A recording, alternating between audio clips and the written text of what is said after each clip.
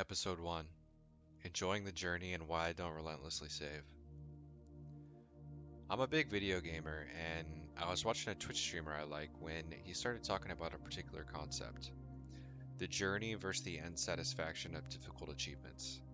He talked about how, in a good game, the fun of any difficult achievement always came from the journey and was never about the end result. How true that is in our own lives and yet lost in the best of us. Growing up, my family would likely be classified as middle class. We wanted for naught but did not live luxuriously, though I never really learned about money management until my early 20s.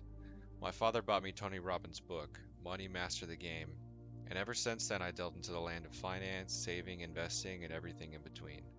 There's two important concepts that stuck. The first is compound interest. Remember the old story: if you have a penny and double it every day, how much money do you have after a month? It's over $100 million.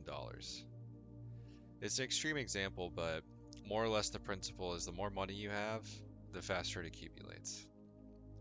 The second is your critical mass. This is an amount of money where the annual interest you earn each year covers your yearly expenses. So for example, if your annual expenses are 50,000 and you can earn a 5% yield annually, then your critical mass is $1 million.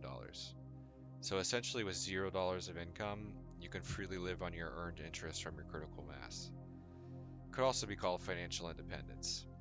It's far from financial freedom and the even higher status of having fuck you money, but still life changing nonetheless. So therein lies the challenge. The faster you accumulate, the faster you hit your critical mass and obtain the first level of freedom, especially if you're someone working in something you don't particularly enjoy. So what sacrifices do you make to get there? And at what cost? Physically, mentally, and spiritually. Out of college, I went straight into the corporate life. Early in my career, I had a few desires I wanted to fulfill. As a video game lover, I wanted a high performance PC, and being a young guy, I wanted a nice car. Thankfully, my father worked at Honda and got me a good price on a new Accord Sport. It's not a BMW N3, and I did want something nicer, but it was satisfactory at the time. So my first two paychecks of my corporate job I spent on a nice PC, and then from there I lived a relatively modest life compared to my earnings. I ate well, I spent on social activities, but I always made sure to save every month. There's a level of psychological satisfaction that comes from living below your means and accumulating. But I didn't learn that until later though, when I lost everything I had. But that's a different story for a different day. As I got older, I started feeling more and more pressure to keep saving as my career and earnings grew, especially from my family. After all, it'd take me to my critical mass faster. But another curveball comes in because now my desires are changing. Some things I no longer want, but now I'm wanting other bigger things, or just higher quality of the same things. And there's buying a home, starting a family, and all the other expenses that come from deeper adulthood. Not to mention traveling and experiencing new cultures, and of course, starting to plan for eventual retirement. I'm also getting way deeper into health preservation, eating more organic and healthy foods, and consistently exercising. All these expenses add up, and they add up big. So I started deeply thinking about what made financial sense for me in my journey. What's going to be enough, and how can I know it's enough? I'd say part of it is psychological, developing the capacity to be appreciative and grateful for what I do have. Once basic needs are met, subsequent luxuries become just that: luxury. But there's always those little things that have huge bang for the buck. For example, I love seafood and Indian food. I frequently get Dungeness and king crab, sometimes lobster, and some of my favorite Indian curry dishes from a local place I love. Then there's new clothes. I'm a single bachelor in my early 30s. I need to upgrade my wardrobe, and I want to get cranking on attracting a partner, so a lot of first dates is going to cost a lot of money. And then when COVID hit, I wanted to build a home gym so I can keep my saneness exercising. So the point is, there's certain luxuries that enhance life and enhance it immensely compared to the cost. And does it really make sense to sacrifice some of these? Maybe I can't catch the crab myself, but I could cook the Indian food at home or adopt calisthenics for working out so it doesn't require a lot of equipment. But why would I do that? I'd rather spend now and have those things that add big margin to my happiness on my journey. the critical mass will come.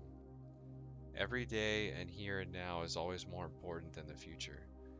Now creates the future. Now creates later. Now is the continual foundation. You still have to do what creates the future, but it sure helps to move forward with force on concrete instead of sand. There's a Latin saying in philosophy called memento mori. It translates to remember death. I always had the idea in the back of my mind, but when I really internalized it, a lot of things in my life got put into perspective. I can die any day, and I'm foregoing material possessions and experiences that are well within my reach because it's smart to save for the future and retirement. But again, at what cost? What is the point of the end result if I don't thoroughly and to the best of my ability enjoy the journey?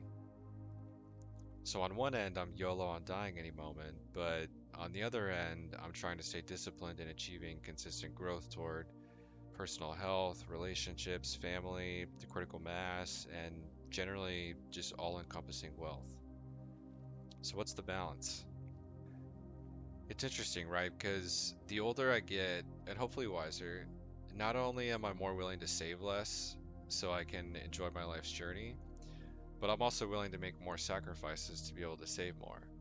Or at least maybe I'm smarter about the things that I will spend money on in terms of if it will bring me happiness. Again, desires change and they remain highly dynamic. So here's a question. Assuming equal happiness gained, is the happiness of getting something I wanted in my 20s worth less than the happiness of something different I now want in my 30s? What if that opportunity in my 30s never came? I'd always pick earlier in life, if it's within my means. It's always a balancing match, but I think you can yin the yang, and I found it best to stay somewhere in between. I don't want to sacrifice what I want today for a future that may never come, even if I make it brighter at a darker today.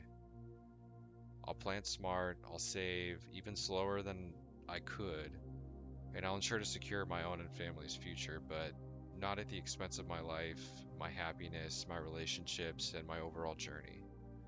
Nothing is more important than consistent happiness and this moment right now. I want to thank you so much for listening. If you got something out of this, please like and subscribe for more, and leave a comment about what you think. I'll see you next time.